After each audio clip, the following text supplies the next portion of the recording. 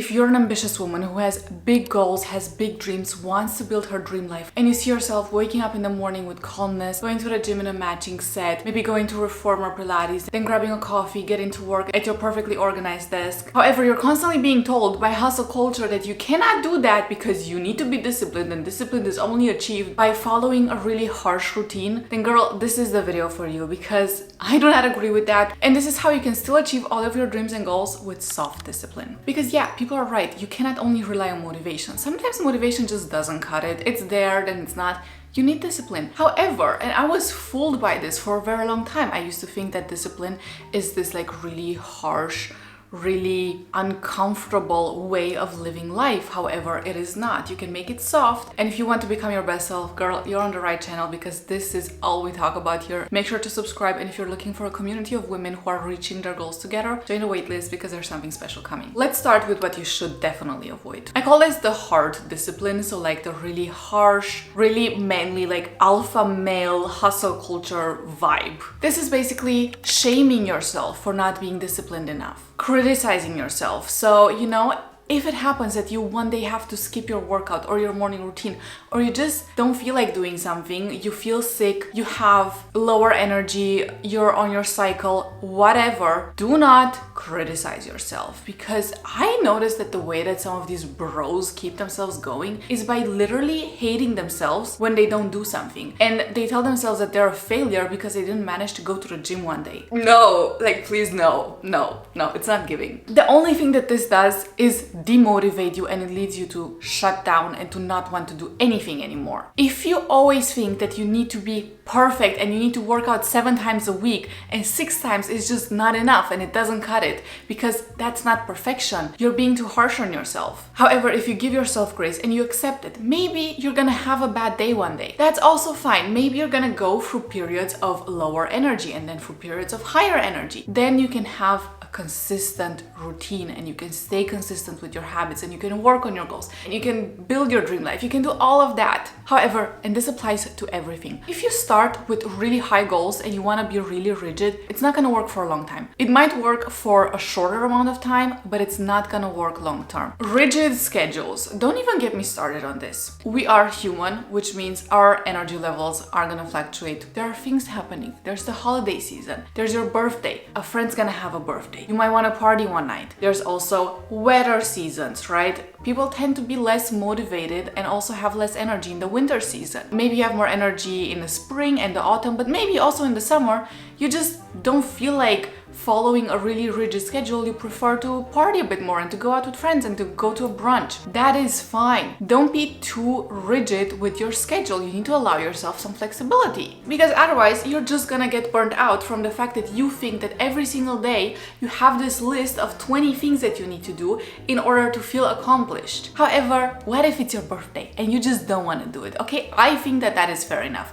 What if it's like a really important birthday or event in your family and you're gonna be traveling for that, you're gonna celebrate with them? I prefer to sit for 5 hours and have like a game night with my family than to say like, oh, excuse me, I need to go to the gym after like sitting there for 1 hour. I value quality time with people that I love way more than being able to say, yeah, I did a workout even though I should have been spending time with my family. No. And I love the gym, don't get me wrong. I love going to the gym, I love working out. It's not giving. It's just overall this all or nothing way of thinking. Hustle culture loves this idea of either you're great or you're nothing. And girl, there's something in between. You do not need to be in an extreme in order to be worth it. If you just have like a normal routine that you love, where you're not working out every single day for 20 fucking hours, and you're just working out every second day for an hour and you're doing a little Pilates, that's fine. You don't need, for instance, to train like an athlete to be healthy. You don't need to work 20 hours a day to be a productive person. There's something in between, like there's a balance. There has to be. Now, these are some mindset shifts with practical examples that you can do in order to have self-discipline. First of all, decide that you are that girl. A lot of people hold themselves back by thinking, I wish I were disciplined. However, if you think that way, it clearly shows to your brain that you are not disciplined yet. However, if you tell yourself, I am disciplined and I'm gonna show up like a disciplined person,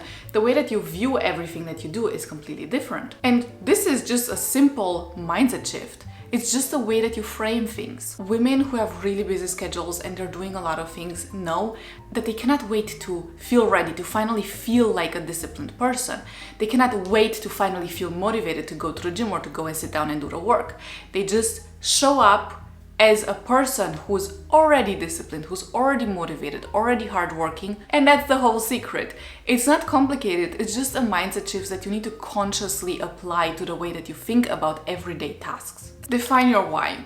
This is a lesson I had to learn the hard way because a few years ago I had a lot of goals that I had without actually being really aligned with them. I had goals that I had because I felt like that was the correct thing to do. So I thought I need to have the goal of having a certain type of apartment. I need to have the goal of having a certain type of job because that's what everyone around me wants. So I also have to have that. However, it's just false. Your goals need to be yours and you need to know why you have those goals. This is your why. And if the core reason for pursuing a goal is truly aligned with you, I always find it amazing when people say they're pursuing a certain career path because they are truly aligned with the idea behind it. You know, like people want to go into healthcare because they want to help people. People want to go into law because they want to fight injustice. However, if you say, well, I want to go into law because that's what my family does and so I feel like I also need to do that, it's not a very strong why. And having a strong why and something that is correlated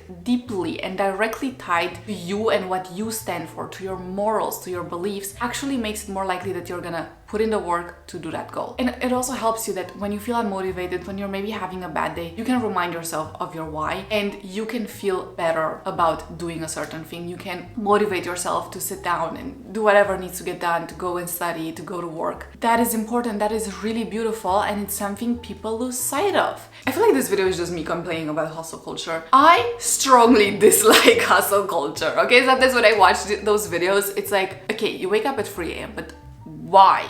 Like, what is the reason? Are you deeply passionate about waking up at 3 a.m.?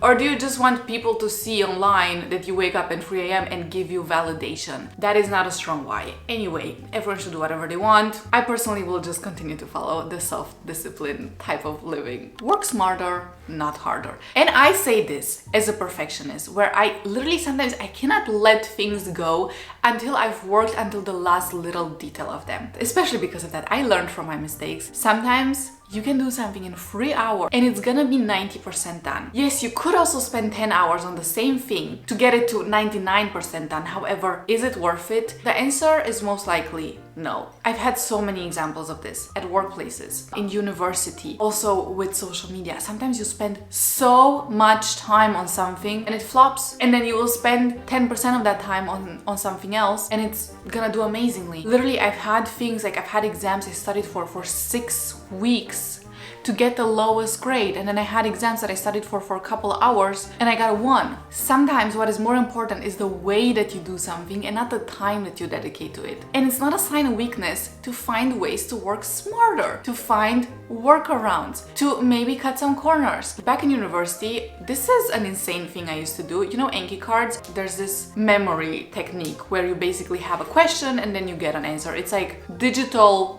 memory cards. I used to make every single deck of those cards by myself because I thought, well, if I make them, they're gonna be better. However, you can just find them online. Just ask your friends, look into groups, ask around. People will have those decks already made. And honestly, sometimes they're even better than the ones that you make. Some things are just not worth it. Now, we already talked in the beginning about being flexible with your routine, and that is such an important principle. And relating to this, one thing I absolutely love is to have a low energy routine. Think about it like this. If you have your normal day-to-day routine that you want to do on a daily basis, maybe this includes waking up and journaling for a little bit, then eating breakfast and going to the gym. However, one day you don't have enough energy, you're on your period, you're having cramps. What are you gonna do? Do you have a plan for that?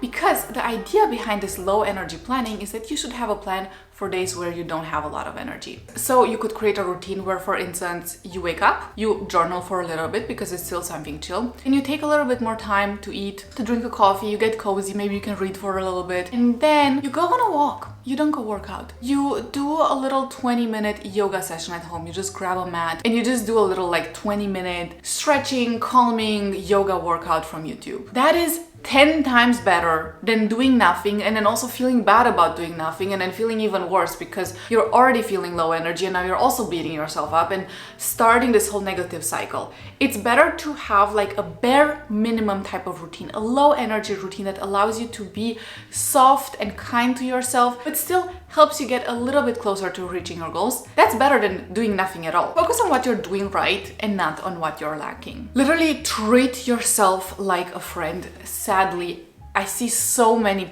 women doing this. We can be so harsh with ourselves. It's crazy. It's so unkind. And what's even crazier is that all of these women that I see being unkind to themselves, and also including me, I know that we're capable of being extremely kind and understanding with our friends or with our siblings. You know, if someone else slips up and they say, well, you know how I promised that I would go to the gym 2 months ago, but I haven't been to the gym in a month. Well, you're gonna say, well, it's fine, girl. Don't worry about it. You're gonna get back there. Let's work out together tomorrow. Maybe we can motivate each other. Like, we can get this done. Like, don't worry about it. You're completely fine. You're gonna be great. However, if it's you going through the same thing, you beat yourself up and you're being really unkind to yourself. You need to forgive slip-ups. Don't worry about them. Don't worry about the things that you're not doing. Focus on the things that you are doing well. Always look into the future. You know, consider that every time you have like a slip-up, a mistake, you got into a rut, you didn't do your routine, you just didn't work on anything for a couple of days, weeks, months, whatever. You can still resume. You can still get out there and do your best, become your best self. That's still fine. If you're in a rut and you're spiraling because of the fact that you're in a rut, like you're beating yourself up over the fact that you're already in a rut, think about it like this. Like, there's nothing you can change about it right now. Take a deep breath. Okay, from now on, you can change things, and it's gonna be easier to change things and to get back into a routine or to build a whole new routine with healthy habits if you're compassionate with yourself. If you slowly redirect yourself and your focus to better things, there are better things coming. Reduce decision making. There's this idea of decision fatigue, which basically happens when you need to make a lot of decisions. Imagine you have a cup, and this is all of your decision making capability for the day. Every single time you make a decision, a little drop of liquid gets poured out from this cup. I would demonstrate, but I don't want to pour my coffee on the floor. At the end of the day, you're gonna have an empty cup. And what can you do with an empty cup? Nothing. You're gonna sleep and then you're gonna wake up with a full cup in the morning. However, the way that you can make your life easier is by minimizing the amount of decisions that you need to do on a daily basis. So let's say you know you need half of this cup in order to make decisions in your work life, at work. But the other half is just decisions about your lifestyle. So this could be like what to eat in the morning, if you should work out or not, and what workout you should do, what you should wear. And the way to fix this is to already make those decisions the night before and to automate those things. What I do, I minimize the amount of decisions that I need to make for breakfast. Most of the times I will have either overnight oats or some sort of porridge in the morning, or if I have a lot of time, I will have a piece of bread with whatever I have in my fridge. For clothing, I already decide the night before what I'm gonna wear. I also pick out my clothes, I put them somewhere where I'll see them in the morning. I'll do the same with my gym outfit, and then I don't need to decide anything in the morning. And then with the workout, I'll already decide if I'm gonna work out and what I'm gonna do at the gym, not even the night before, like on the weekend. I usually sit down on Sunday and I plan my whole week, and that also includes my workouts. And I don't just say, well, I'll go on a run on Wednesday, let's say. I know exactly I'm gonna go on a 7-kilometer run at this speed on Wednesday, which basically means then I'll have half of that cup still available for me to make decisions, even after I take away the half that is necessary for my professional life. I used to hate meditating. I used to not be able to sit still for 2 minutes until I realized that maybe that's a bad thing. Like, maybe it's a bad sign that I'm not capable of sitting with my feelings and with my thoughts for 2 minutes. And this is why I say, like, I know a lot of people have kind of a hatred towards meditating, but especially if you want to enter your soft life era and you want to be really aligned with yourself, you need to do it. You need to try it out. You don't need to meditate for like 2 hours. You can just do a 5-minute meditation. But especially if you tend to overthink a lot or just spiral or you feel stressed in your day-to-day life, meditating is gonna help you. What I like to do is sometimes I'll do a very simple meditation in the morning. I just set a timer.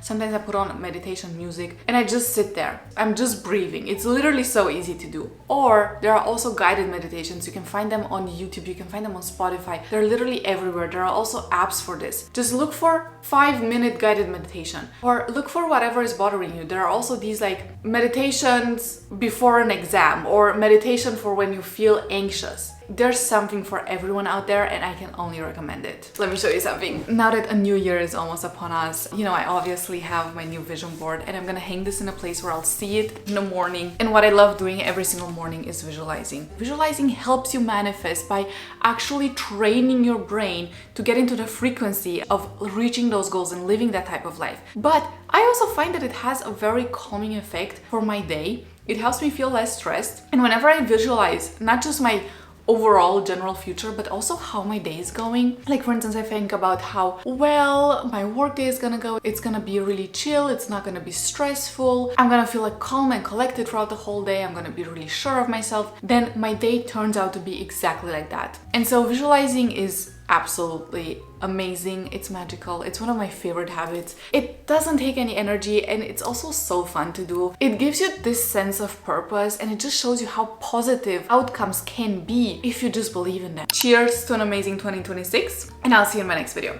Bye bye. And if you want to know how to change your life in 60 days, click on this video.